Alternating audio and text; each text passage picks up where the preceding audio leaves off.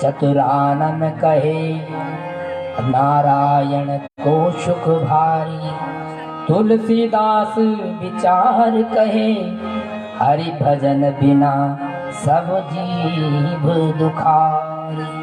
वो स्वामी तुलसीदास जी कहते हैं जो हरि का भजन नहीं करता वही संसार में दुखी रहता है। तो यहाँ पे गोकर्ण जी ने बड़ा सुंदर उपदेश दिया और 2 श्लोकों में इतना सुंदर उपदेश दिया। इसे गोकर्ण गीता कहते हैं। गोकर्ण जी कहते हैं, हे पिताश्री, देहे स्त्रीमांस रुधिरे विमतिम त्यजत्वम जाया सुतादिषु सदा ममता विमुञ्च। पश्यानिशं जगदविं क्षणभङ्गनिष्ठ वैराग्यराग रसिको भवभक्तिनिष्ठा। धन्य है गोकर्ण जी महाराज अपने पिता को उपदेश दे रहे। गोकर्ण जी महाराज कहते हैं, पिताश्री, ये जो शरीर है ना, ये शरीर भी एक दिन नष्ट हो जाता है। देहे स्त्रीमांस रुधिरे भिमतिम त्यजत्वम। संसार में 2 प्रकार की रस्सियां हैं, एक अहमता और एक ममता। अपने शरीर में अहमता, हम अहम करते हैं, अभिमान करते हैं, मेरा शरीर है हमारा।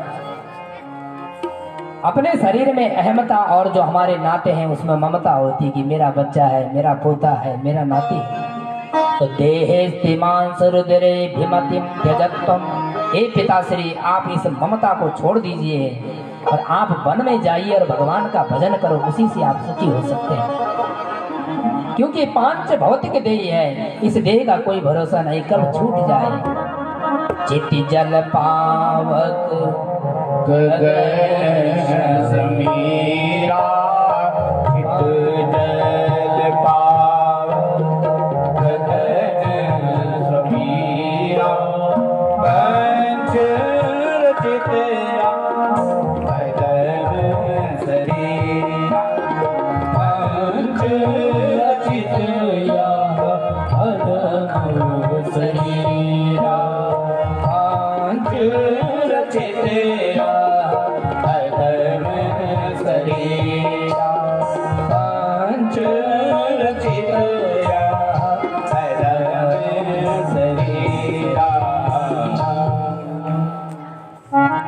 ये शरीर कैसा है?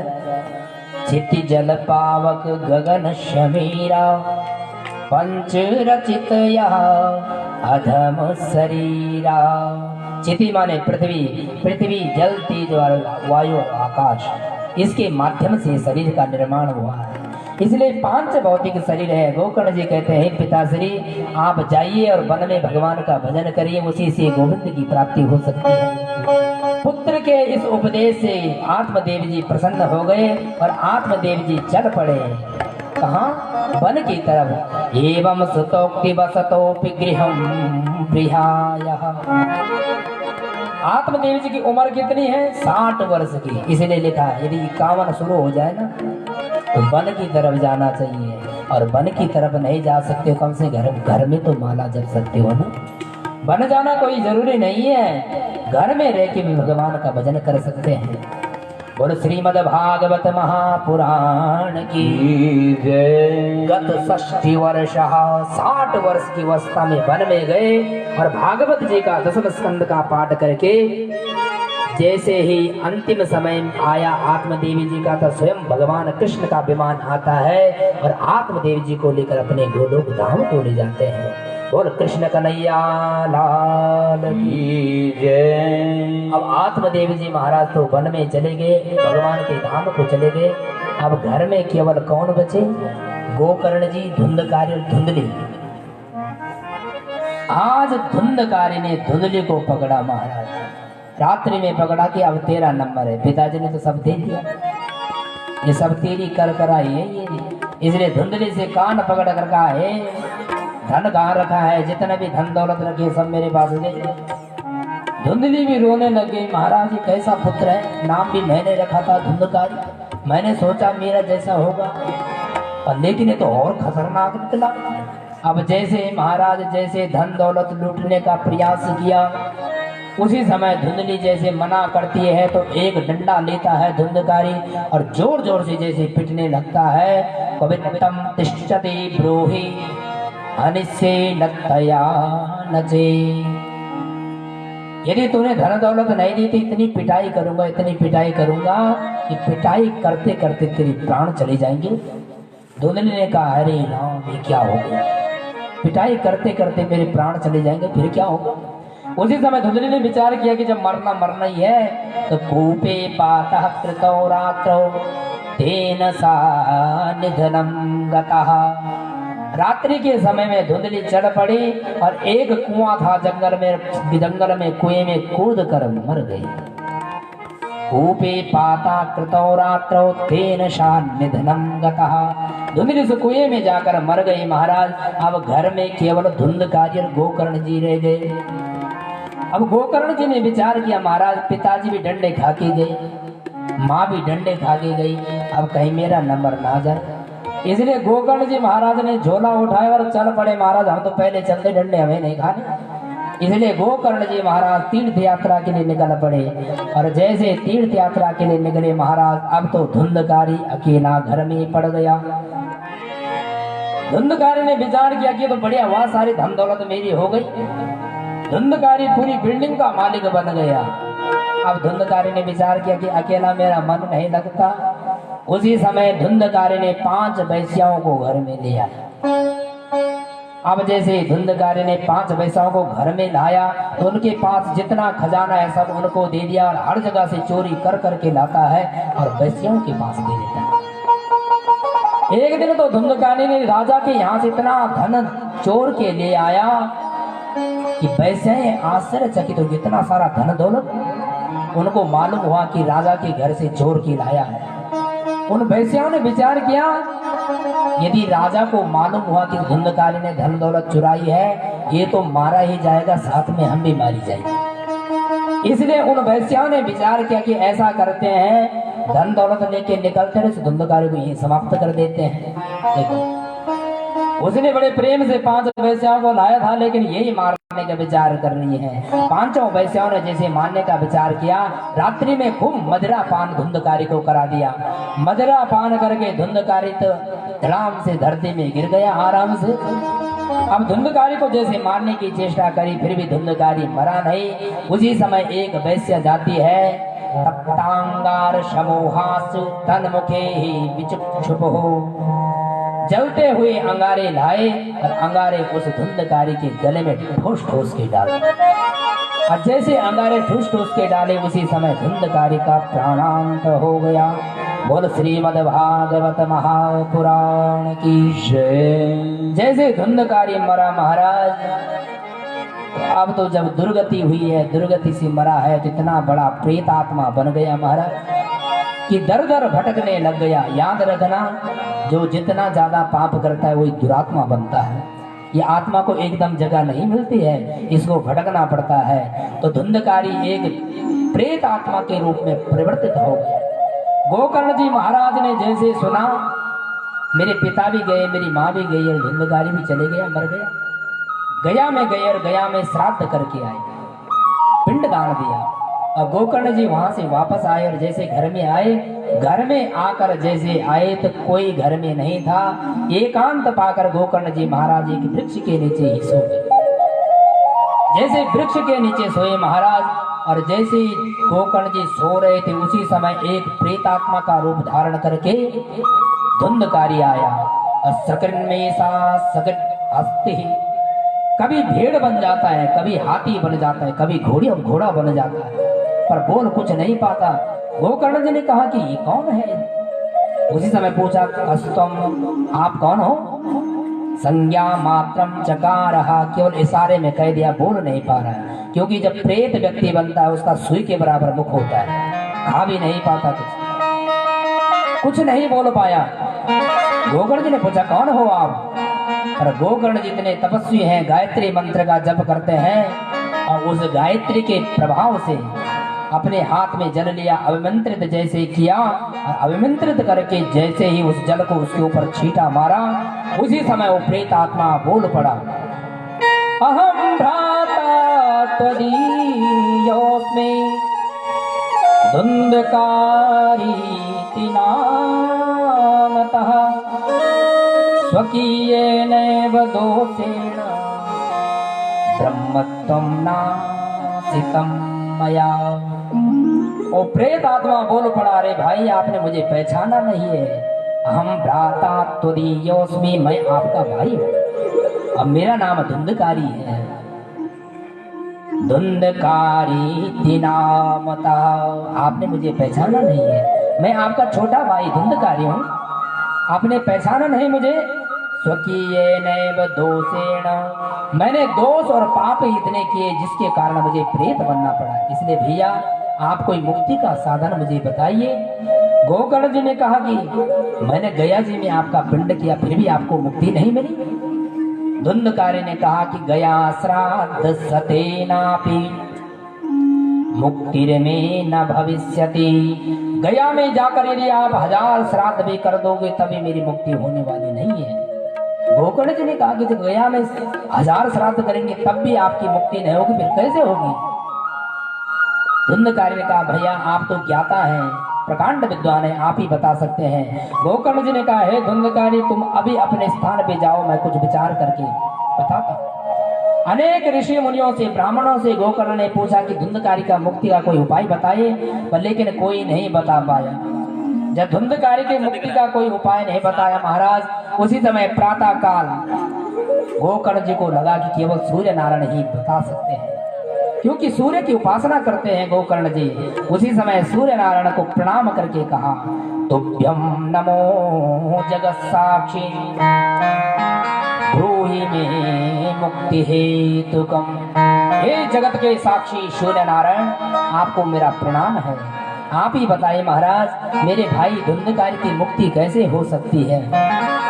सूर्य नारायण प्रसन्न हो गए। भगवान सूर्य नारायण ने कहा अरे गोकर्ण तुम्हें चिंता करने की आवश्यकता नहीं है, यदि तुम्हारे भाई की मुक्ति होगी तो कैसे।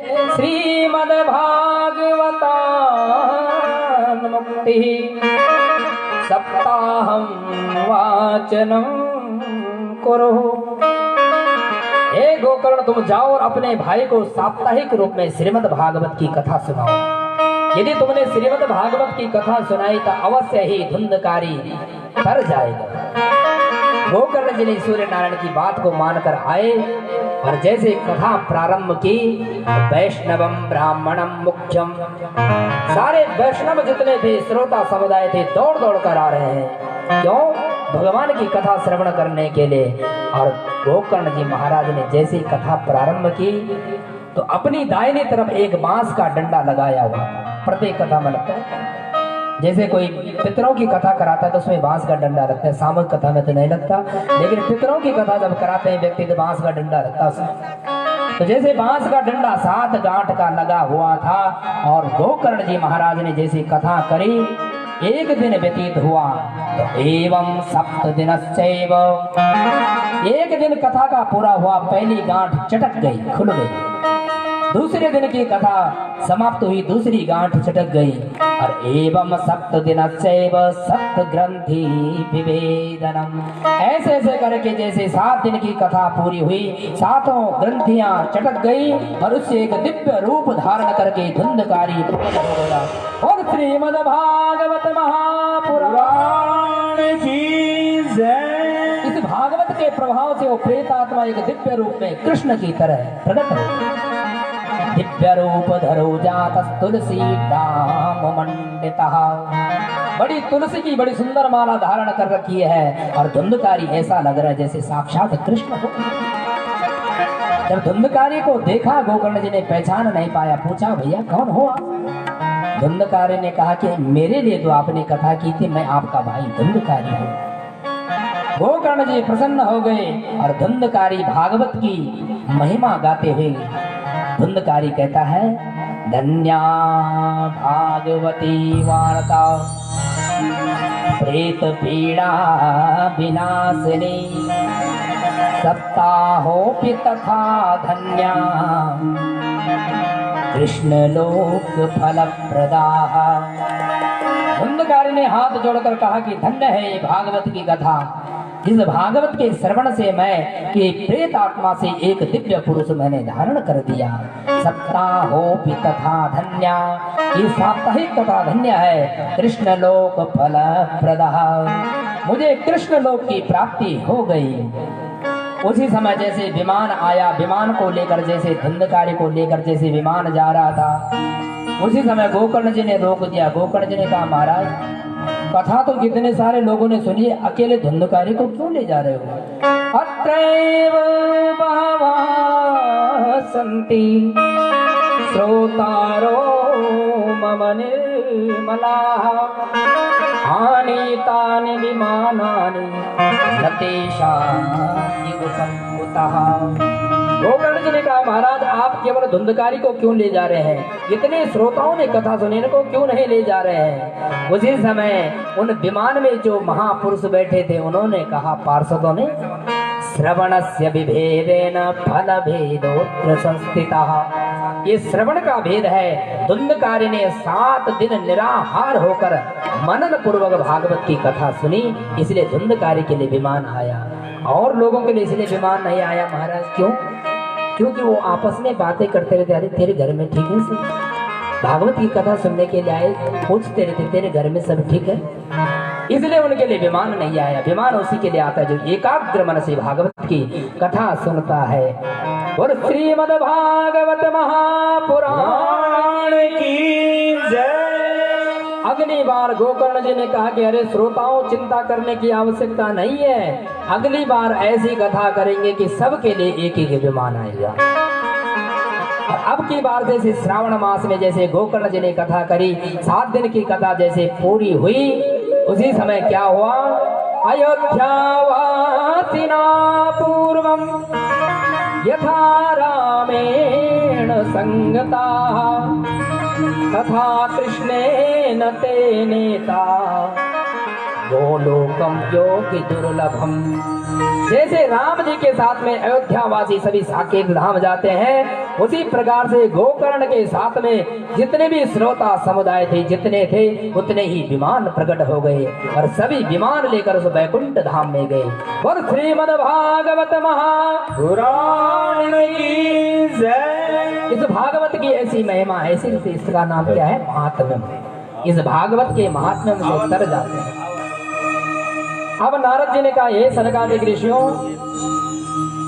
इस भागवत की इतनी महिमा है कि भागवत की श्रवण से प्रेत आत्मा भी तर जाता है। इसलिए प्रभु एक अंतिम प्रश्न है, यदि कोई भागवत कराए तो उसके लिए नियम क्या है? बड़ा सुंदर प्रश्न किया।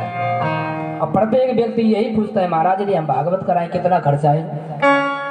यहाँ सनकादिक ऋषियों ने यही कहा, महाराज खर्चे की ज्यादा जरूरत नहीं है। विभाए यादृशम वित्तम तादृशम परिकल्पये।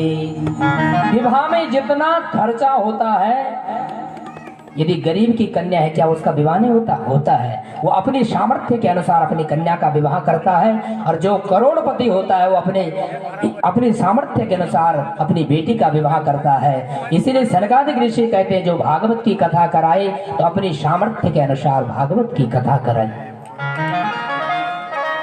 सनकादिक ऋषि कहते हैं, किसी दैवज्ञ ब्राह्मण को बुलाकर मुहूर्त निकालना चाहिए, और यदि भागवत की कथा सामूहिक रूप में की जाए तो भगवान की कथा कभी भी करो, और यदि पितरों के निमित्त की जाए कथा तो उसके लिए किसी ज्योतिषाचार्य से दिन निकालना चाहिए। सनकादिक ऋषि कहते हैं कि वक्ता कैसा होना चाहिए, जो भागवत की कथा करे उस वक्ता को कैसा होना चाहिए? विरक्तो वैष्णवो विप्रो सर्व वेद शास्त्र विशुद्ध कृत दृष्टांत कुशलो धीरा वक्ता कार्योक्ति निष्प्रियः। वक्ता कैसा होना चाहिए? यहाँ वक्ता का स्वरूप बताया सनकादिक ऋषि ने।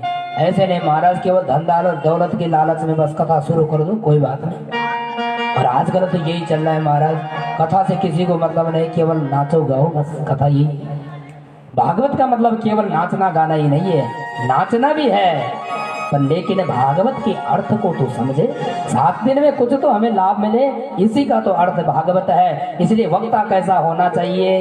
विरक्तो वैष्णवो विप्रो। सबसे पहली बात उसको ब्राह्मण होना चाहिए, विप्र। उसको ब्राह्मण होना चाहिए। और कैसा ब्राह्मण होना चाहिए? विरक्तः वैष्णवः, वो वैष्णव हो, भगवान कृष्ण को मानने वाला हो। ऐसा ना हो कि महाराज गद्दे में तो कृष्ण को मानता हूँ, उसके बाद तो मैं कभी ईसाई में चले जाता हूँ, कभी किसी और धर्म में चले जाता हूँ। ऐसा नहीं, केवल अपने ब्रह्म को मानने वाला हो, ऐसा विप्र होना चाहिए। विरक्त होना चाहिए, उसकी कोई लालसा नहीं होनी चाहिए। महाराज यदि आप 1 लाख रुपए दोगे तभी करूंगा, नहीं तो नहीं करूंगा, ऐसी लालसा नहीं। जो मिल जाए उसी में प्रसन्न रहना चाहिए। विरक्तः वैष्णवः विप्रः वेद शास्त्र विशुद्ध कृत, वेद वेदांत का अध्ययन करने वाला होना चाहिए। अब ये नहीं महाराज केवल हिंदी में कथा पढ़ दी और बस हो गई कथा, ऐसा नहीं। वेद शास्त्र विशुद्ध कृत, वेद वेदांत का पढ़ा होना चाहिए। दृष्टांत कुशलो धीरो वक्ता कार्योक्ति निष्प्रियः, दृष्टांत देने वाला हो। और कुशलो धीरः वक्ता कार्योक्ति निष्प्रियः, उसके मन में किसी प्रकार की कोई लालसा या इच्छा नहीं होनी चाहिए। और जो वक्ता है उसे कैसा माने? 7 दिन तक सुखरूप प्रबोधज्ञा सर्ववेद विशारद, जो भागवत की कथा करे उसे साक्षात सुखदेव का रूप मानना चाहिए।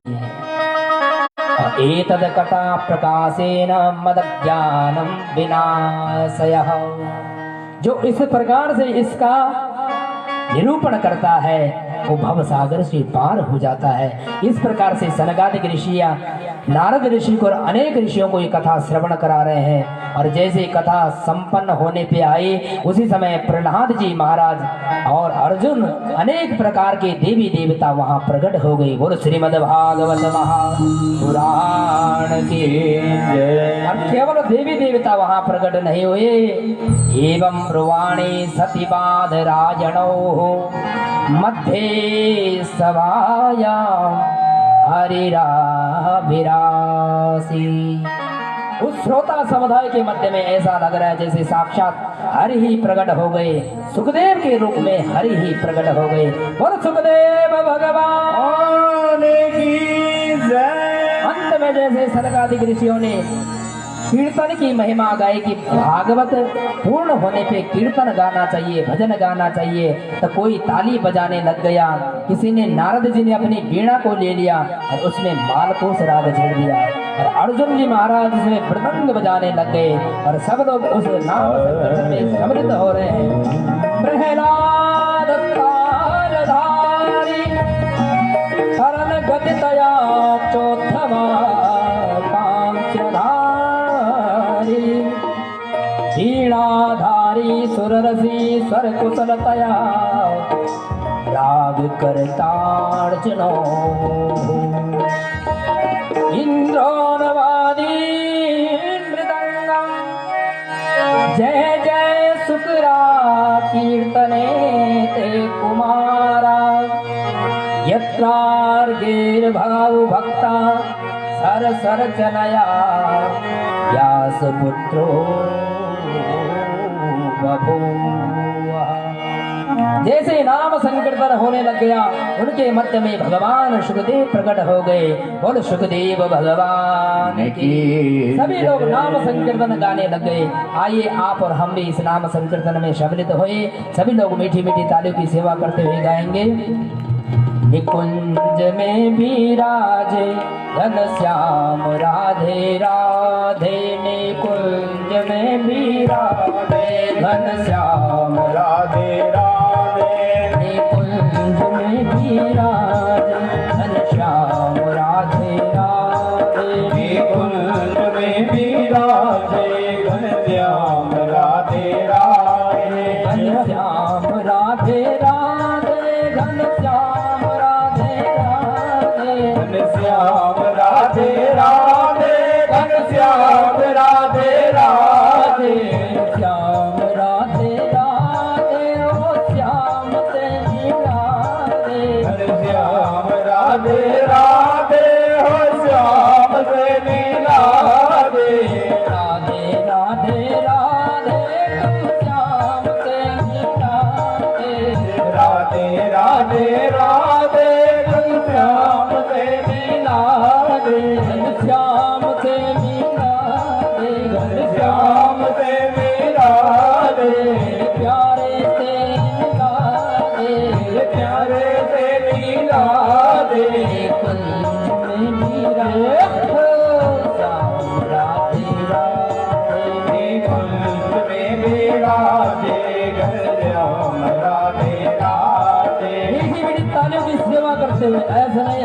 खड़े करके, अब तो छुट्टी होने वाली है, हाथ खड़े करके भाव से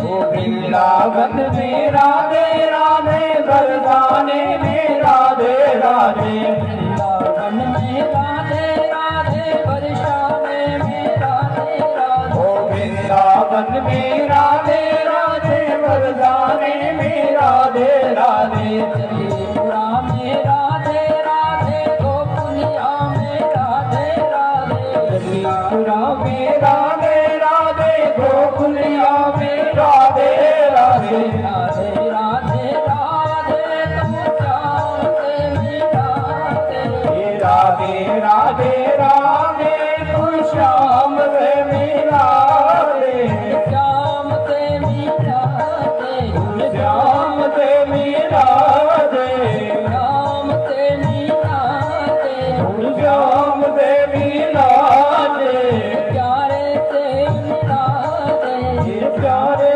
से मिला दे कुंज में हीरा दे घनश्याम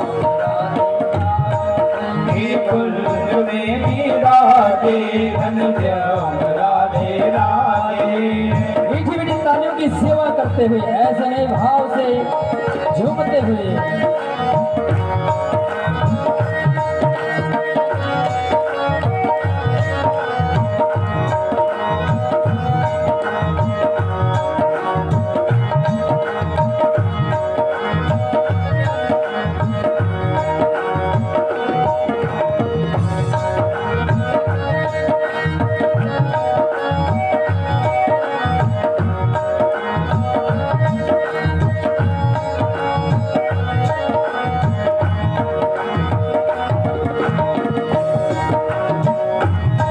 हरिकंबा में राधे राधे ब्रज चौरासी राधे राधे हरिकृष्ण में राधे राधे त्रिचौरासी राधे राधे हरिकंबा में राधे राधे ब्रज चौरासी राधे राधे हरिकृष्ण में राधे राधे त्रिचौरासी राधे राधे यमुना तट पे राधे राधे बंसी वट पे राधे राधे यमुना तट पे राधे राधे बंसी वन में राधे राधे यमुना तट पे राधे राधे चौहनपुर में राधे राधे बंसी वन में राधे राधे चौनपुर में राधे राधे यमुना तट पे राधे राधे चौहनपुर में राधे राधे यमुना तट में राधे राधे चौनपुर में राधे राधे राधे राधे राधे घनश्याम से मिलाते राधे राधे राधे घनश्याम से मिला रे श्याम से मिलाते घनश्याम से मिला दे गोविंद से मिलाते गोविंद से मिला दे प्यारे से मिलाते मेरे प्यारे से मिला दे कुंज में मिलाते घनश्याम राधे राधे कुंज में मिला दे घनश्याम राधे राधे कुंज में मिला दे घनश्याम राधे राधे कुंज में मिला दे घनश्याम राधे राधे कुंज में मिला दे घनश्याम राधे राधे कुंज में मिला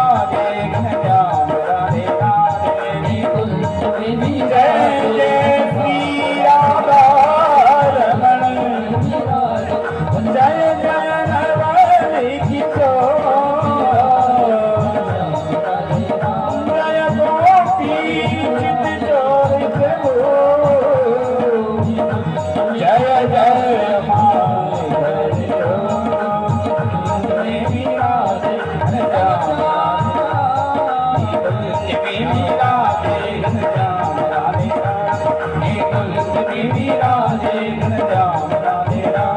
घनश्याम राधे नाम गोपाल राधे नाम घनश्याम राधे नाम गोपाल राधे नाम घनश्याम राधे नाम गोपाल राधे नाम घनश्याम राधे नाम गोपाल राधे राम। और श्रीमद् भागवत पुराण की जय। अरे अब तो जयकारा लगा दो, हमारा तो गला दर्द हो गया, आप लोगों ने लगाओ हमारे। और श्रीमद् भागवत महापुराण की जय। हाँ, ऐसा जयकारा लगाओ जो कृष्ण जन्म तक चौहानपुर की आवाज है। इस प्रकार से भागवत का महात्म्यम सनकादि ऋषियों के माध्यम से नारद जी ने श्रवण किया और इसी के साथ ही महात्म्यम संपन्न और आज की कथा को